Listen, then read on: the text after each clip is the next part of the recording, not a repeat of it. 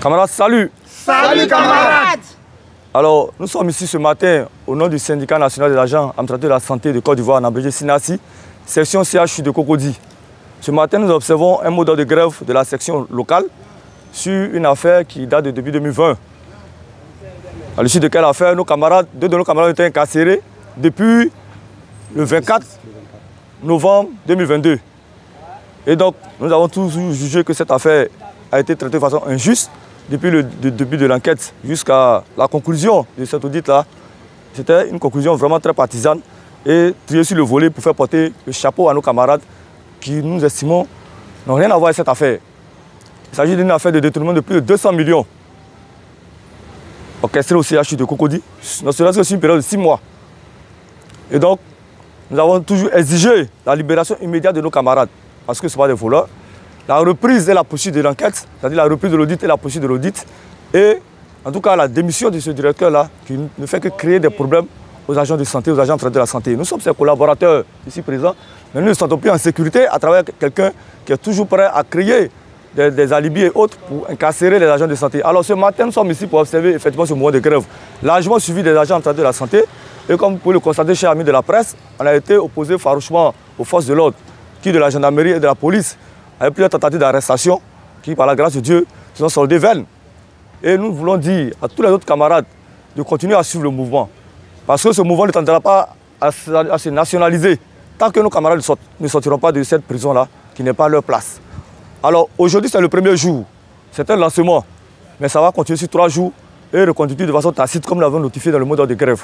Au-delà de ces 3 jours, nous allons analyser à l'Assemblée générale si c'est nécessaire vraiment de nationaliser ce mouvement-là et saisir aussi notre coalition au niveau de la santé pour qu'effectivement on puisse avoir le soutien nécessaire pour que cette affaire soit tirée au clair.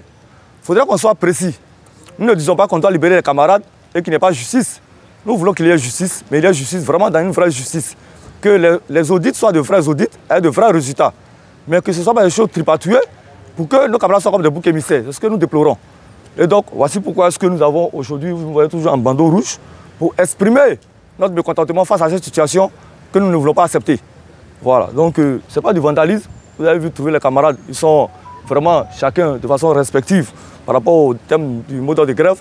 Ils sont là, on observe le mouvement, on ne travaille pas juste pour marquer notre mécontentement. Pour terminer, je voudrais faire remarquer que ce n'est pas contre la population que nous faisons ces choses-là, parce que nous-mêmes agents, il faut dire que nous ne sommes pas en sécurité.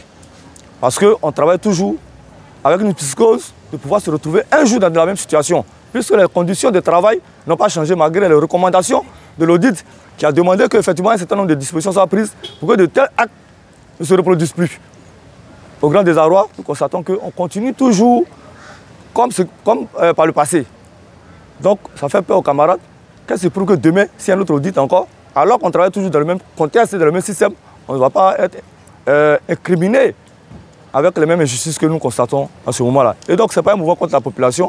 Nous appelons de tout notre vœu une solution immédiate à ce problème-là pour que, effectivement, le service reprenne, en tout cas de façon normale.